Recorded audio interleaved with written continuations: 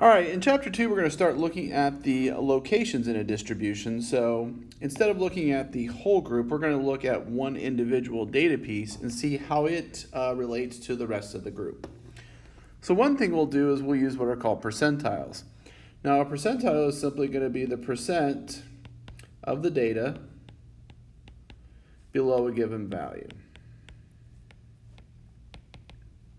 So if you think about a percentile given on a test or something like that, if I say on your last test you were in the 59th percentile, that means 59% of everyone who took the test had a score lower than you. So you can never really be at the 100th percentile, because even if you have the highest score, you'll never be higher than yourself. So that's kind of how a percentile works. So if we look at this stem plot giving a bunch of quizzes, it says, what percentile would Jim be in if he got a 17 on the quiz? Well, the first thing I'd have to look at is, where is the 17? Well, the 17 is right here. So I want to know what percentage of the total data pieces were below Jim. So if we start counting, well, there was 1, 2, 3, 4, 5, 6, 7, 8, 9, 10, 11 people below him. And then I would also have to know the total number of people. So 12, 13, 14, 15, 16, 17, 18, 19, 20, 21, 22, 23.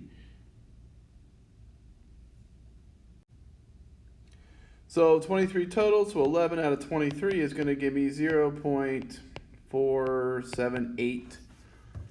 So this would be the 47.8th percentile. Or we would more likely just make it the 48th percentile. But about 48% of the data piece is below him. So that's kind of the idea in a percentile. Now, this was fine because we all know the data, but our goal is going to be in this chapter to find the percentage of people below a certain given value if we don't have every single piece of data. So that will be a little more challenging. So one way we try to graph percentiles, sometimes we use what's called a cumulative relative distribution graph. And what this is going to do, this is going to be a graph that's going to compare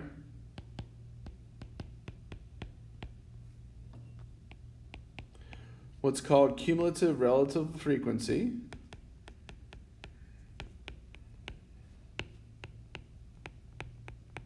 with the data value. Now, cumulative relative frequency, we'll see how that works, but basically it's how many are below you. It's actually how many are below and equal to you, so it is somewhat a representation of percentiles, except for a lot of times cumulative relative frequency will include the data value, while a true percentile will only do under it. But this will help us give a graph, and it will help us approximate what some percentiles are. So if we look at this, this is the gallons of fruit juice drank per person, we'll say per year, so 0 to 3 all the way up to 18. So you can see I have these frequencies for each one, and this adds up to 100, just to make life easy. So the relative frequency is going to be the proportion that are in each category. So this would be 0.35, simply because there's 35 out of the 100. And the relative frequency for the 3 to less than 6, 3 to 5 essentially, is going to be 0.22, because again, we're just dividing by 100. 0.15, 0.12, 0.09, and 0.07. And if we've done that correctly, this should add up to 1. Now, cumulative frequency, what we're doing is we're just trying to keep a running tally. So we're just trying to figure out how many are in a certain category and above. So for example, this one, the cumulative frequency for the first thing, well, there's 35 in the first one, so in that one and below is 35. When I go to the second one, if I think about how many are in the 22 category or below, that would be 57, because I'm just adding those up. And then how many for the next one? Well, I'm going to take the 57 I had, I'm going to add another 15 more, which is going to be 72. Then I have 12, which is going to be 84. 9 more, which is going to be 93, pardon me. And then 7 more, which is going to be 100. So that's good, because now that number matches what I have there. And so when you get to that category, it should be all your data pieces. And then the last thing is the cumulative relatively frequency. So we want to know what proportion of that to the total there is. And you could certainly make these percentages. Like over here I did 35. This could be 35%. It just depends on how you want to do it. So in this case, the cumulative relative frequency, I'm going to take the 35 here divided by 100. So that's going to give me 0.35. And then the 0.57 divided by 100, which is going to give me 0.57. And then 0.72, and then 0.84, and then 0.93, and then 1. And if you wanted these as percentages, and a lot of times you'll see these graphs as percentages because we're going to try to approximate the percentile, which is the percentage below. So if I wanted to do these as percentages, you certainly can. But we know percentages and proportions are really the same thing. One is just out of 100, and one is out of 1.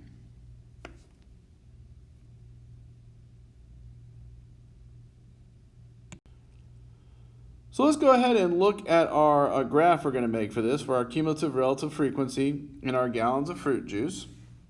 So our graph there is going to start at 0, and then each one went to 3. So we had 3, 6, 9, 12, 15, and we went up to 18. And then this cumulative frequency only went up to 1, so maybe I'll put some things like 0.5, 0.75, 0.25, just so we kind of approximate. So at the beginning there's 0, so we'll put a dot there, and then at 3, if you remember, we jumped up to 35. So here's 35. So we kind of see our graph, it's just a line graph that goes to that point.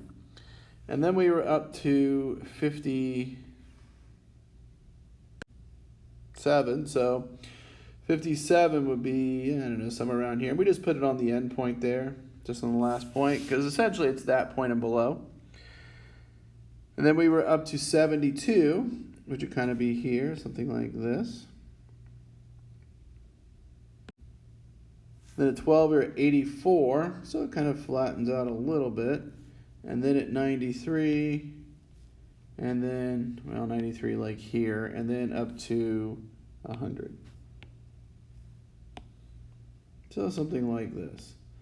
So you can see this thing grows really quickly here and then just kind of grows very slowly. If we did this on sheets or something, it would probably be a better graph, but you get an idea what the cumulative relatively frequency looks like. So some questions you can ask about this. If a person drinks 17 gallons of fruit juice, what could you say about that person? This is back your answer up with numbers. Well, 17 on my graph is about here. So if I look on my graph up at 17, then I can see going over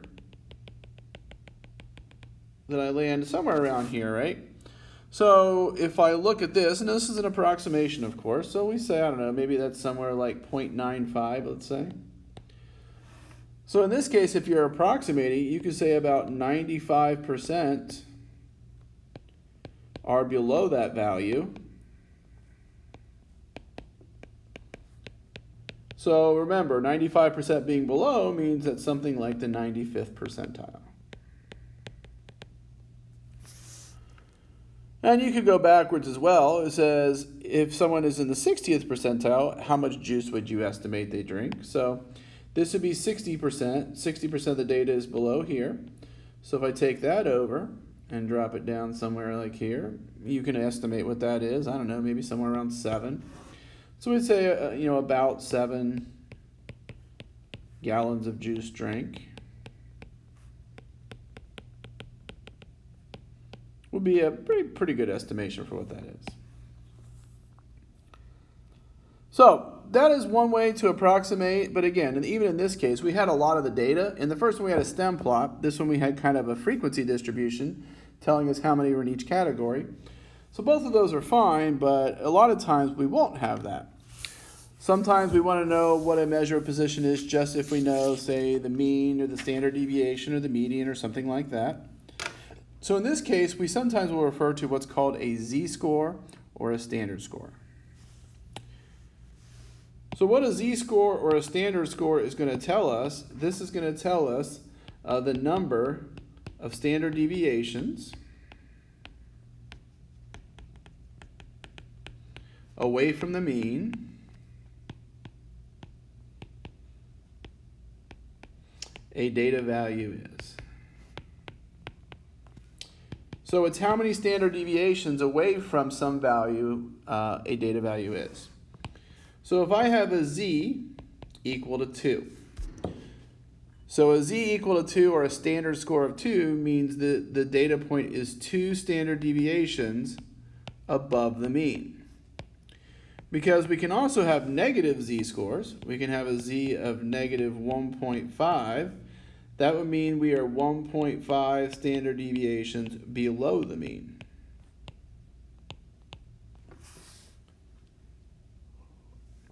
So there's a really easy formula for z-score when you have the mean and standard deviation and things like that. But really all it's telling us is how many standard deviations above and below the mean is. And this is really important because we can now standardize this for any data set. So if we're talking about height or weight or any data value you want, we are essentially just going to compare it with these standard scores, these z-scores. So it's a way to take any data set and standardize it to something that we can work with. So here is our formula for z-score, and again, it's how many standard deviations away from the mean. So if we have some data value x, so x is our data value. If I want to know its z-score, I'm going to take that data value minus the mean over the standard deviation. You will also see this written a lot as z equals x minus mu over sigma, because mu is a population mean and sigma is a population standard deviation. You will also sometimes see it written as x minus x bar over s. Those are using sample statistics versus the population parameters. But both are saying the same thing. It's the data value minus the mean over the standard deviation. So let's look at some examples of this. So on our last test we took, if I tell you a student's told by their teacher that their z-score on the test was negative 1.45 standard deviation, or negative 1.45, pardon me, how could you interpret this for the student? So on the top of your paper, you say your test score is z equal negative 1.45. Well, what we would know is that is 1.45 standard deviations below the mean. Now, we can't say much else unless I tell you what the mean and the standard deviation are. If I told you that, then you could work backwards and figure out what your actual score was. So this is really nice to compare different data sets, like I said. So this next example, we're going to compare two different classes and see how this can actually standardize your data sets. So this says a zoo student got a 58% on their statistics exam and an 82% on their zoology exam. The statistics class had an exam mean of 60% with a standard deviation of 12, while the zoology class had an average of 85% with a standard deviation of 10. Based on the rest of the class, which exam did the student do better? Now, the key thing is this is based on the rest of the class. Because if I say which one did you do better on, it's obviously the zoology because it's a higher score. But relative to the class, it might not be so. And some things, when you get graded on a curve, it actually can really benefit you if you're higher based on the rest of the class. So if I compute some z-scores for this, so I'll first compute a z-score for the statistics class. Well, I got a 58, the mean was 60, and the standard deviation was 12. So if I do 58 minus 60 divided by 12, generally we round these to 2 decimals because our chart that we will eventually use rounds to 2 decimals. So we'll say negative 0.17. Now the z for the zoology exam is going to be 82 minus 85 over 10, which is going to be negative 0.3. Now, if I think about which one did I do better on, well, they're both negative, which means you're below average on both of them, but this one is a smaller negative number. So if you get closer to 0, if you're at 0, that would be the mean. So this one is actually higher based on the rest of the class. You did less below the mean on that one versus the zoology. So compared to the class, you did better on stats.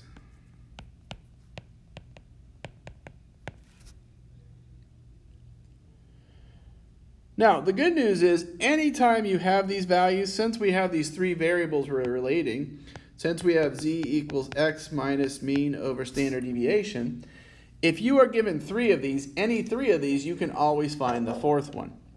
So if we look at the next example, we can actually find the standard deviation. Because this said a student on the football team was told his weight had a z-score of negative 1.61, so there's a z-score. And the student knows he weighs 202 pounds, so that's his data value. And the average for the team is 215 pounds. So there is the mean. So we have all the different things that are needed for this. The only thing we don't know is the standard deviation, which is what I'm trying to find in this problem. So since I know z equals x minus mu over sigma, if I just start plugging some of those values in, z is negative 1.61. equals the data value, 202, minus 215, which is the average, over sigma. So now I just have to solve this algebraic equation. Now, since the variable's on the bottom, the easiest way is just to multiply both sides by sigma. So I get negative 1.1 sigma equals negative 13. And so then sigma is going to be negative 13 divided by negative 1.61. So that's going to be approximately 8.07 pounds. And it's standard deviation, so it does have a unit. Z-score is unitless, but standard deviation, mean, data value do have values. So the standard deviation is 807. So you can find any of them. Very, very often we'll find the x value when we're given a z and a mean and a standard deviation. So we'll see several like that as well. So here is an example where you might find something like that. So the woman is told by her doctor her z-score is 2.3. So we know that she is above average height. And it's fairly symmetric with an average height of 65, so there's the mean, and a standard deviation of 3.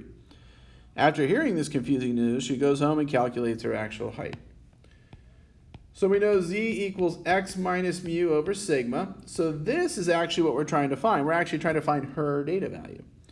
So if we plug this in, we get 2.3 equals x minus 65 over 3.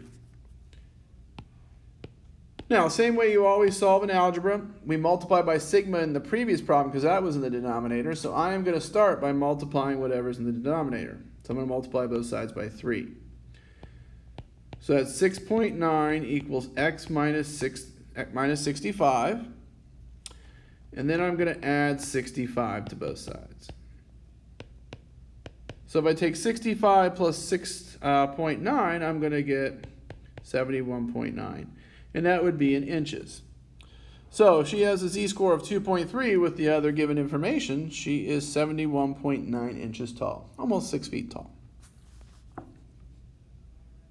So z-scores are really important.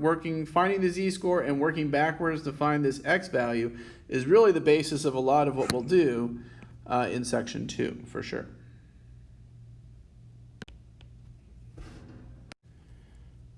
So the last thing we'll talk about in section 1 is something that we're going to really start getting into.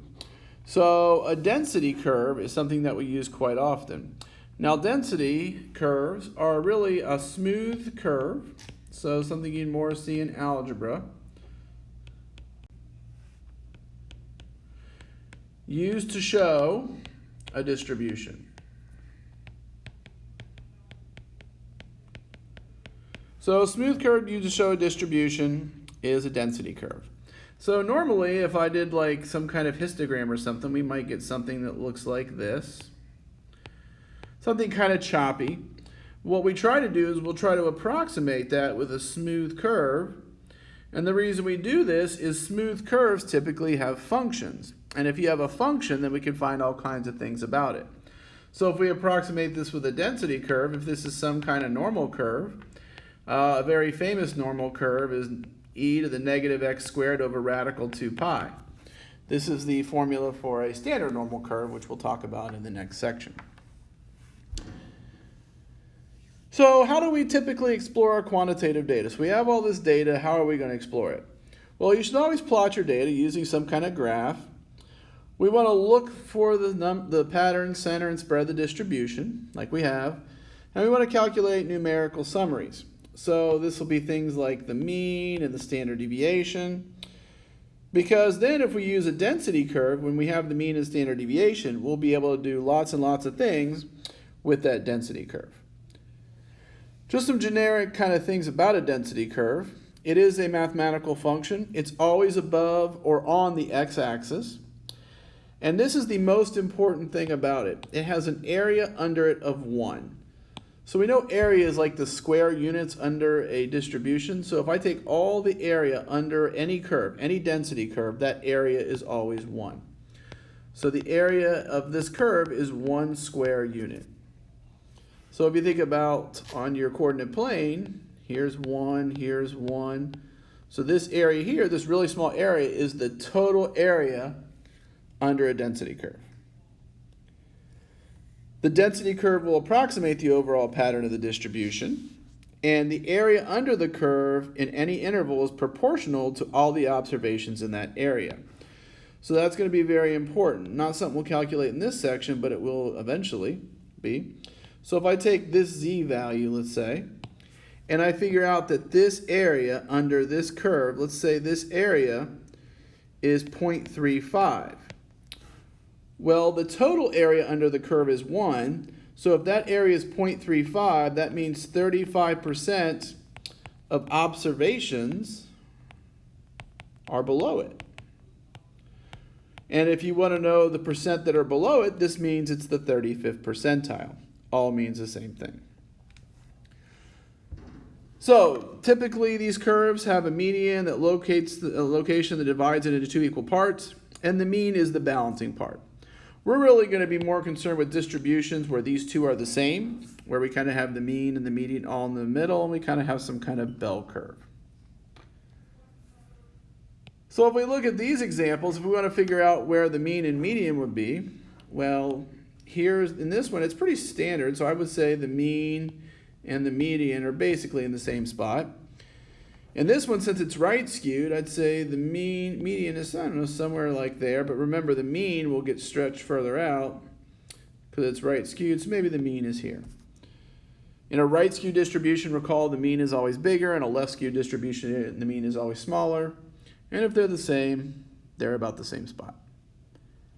So just a kind of a brief overview of what we're going to get in with density curves. We will talk about those more and a lot in section 2, which is the kind of big section in this chapter.